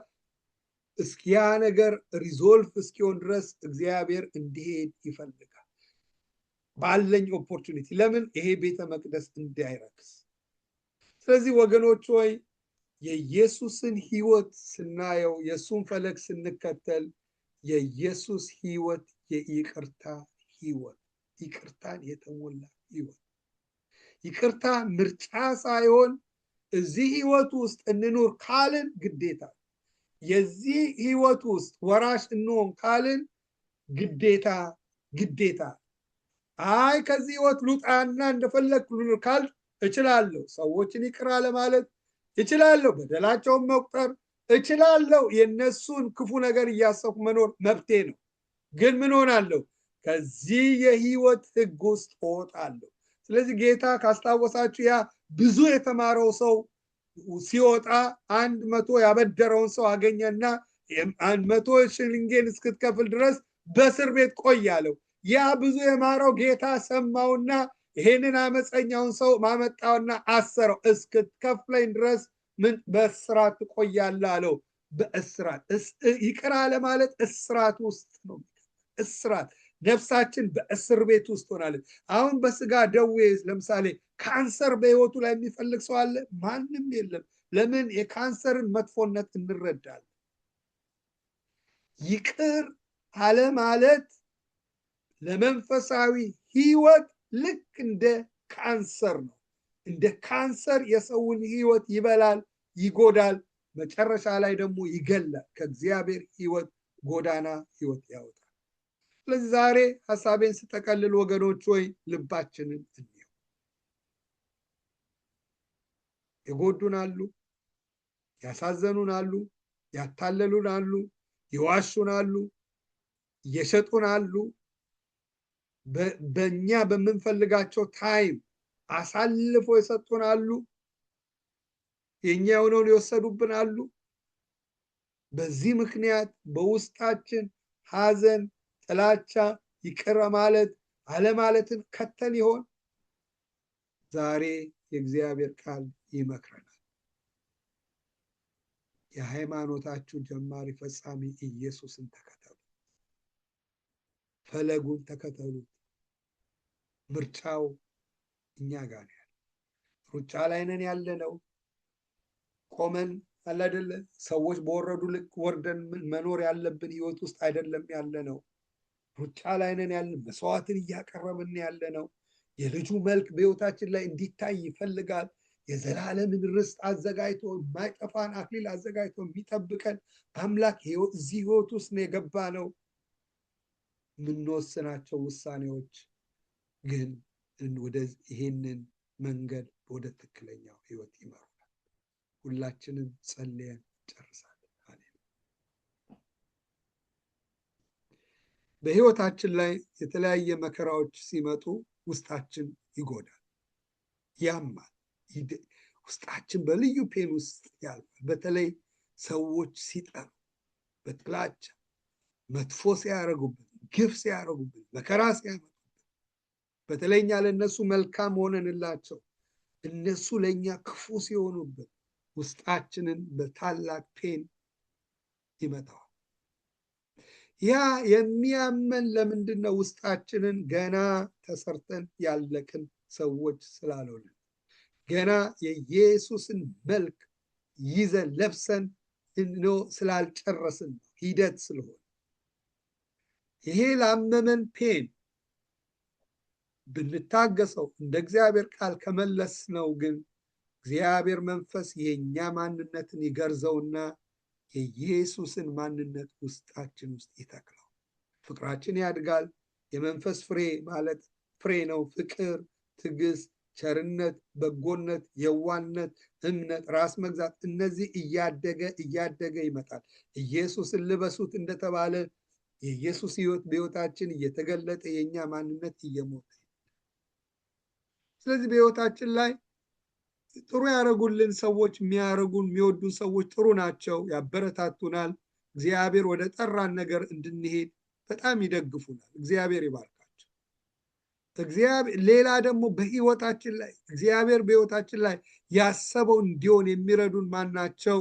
ስለኛ መጥፎ የሚያስቡ፣ እኛን የሚጠሉ፣ የእኛን በጎነት የማይፈልጉ ሰዎች፣ እነዚህ ሰዎች በህይወታችን ላይ መኖራቸው በጣም ይጠቅማል። በጣም እነዚህ ሰዎች በትክክለኛው ዲል ካረግናቸው ወደ እግዚአብሔር ሐሳብ ይከቱናል። በትክክለኛው ዲል ካደረግናቸው የእግዚአብሔር በጎነት፣ የእግዚአብሔር ምስጋና፣ የእግዚአብሔር መልካምነት ወደ ህይወታችን እንዲመጣ ያደርገናል። እነሱ በክፉ ሲመጡ እኛ በመልካም ስንሄድ እግዚአብሔር ያያል። ጻድቅ ፈራጁ ያይና እኛን በበጎ ይከፍለናል። እኛን የሚያሳድጉን ስለኛ መልካም ብቻ የሚያስቡ አይደለም፣ መጥፎ የሚያስቡ፣ እኛ ግን የምንመልሰው መልስ ይወስነዋል። ስለዚህ ዛሬ እናንተንም አበረታታለሁ፣ እኔም ስናገር እኔንም አበረታታለሁ። የሃይማኖታችን ጀማሪ ፈጻሚ ኢየሱስን ተመልክተን በፊታችን ያለው ሩጫ በትዕግስት እንሩጥ። እርሱ ነውርን ንቆ በፊቱ ስላለው ደስታ በመስቀል ታግሶ በእግዚአብሔር ዙፋን ቀኝ ተቀምጧል። ከፊታችን ብዙ ደስታ ስላለ ኢየሱስ ታግሶ እንደጨረሰው እኛም እንድንጨርሰው እግዚአብሔር ቃል ይፈልጋል። እኛም ፈለግ ምሳሌ ትቶላችሁ ሄዷል። ኢየሱስ የሄደበትን ፈለግ ስንከተል ሩጫችንን በድል እናጠናቀቃለን። እግዚአብሔር ይባርካችሁ። ዓለም ዘውድ ይመቻል ለመጸለይ? አጭር ጸሎት ለመጸለይ ያመቻል?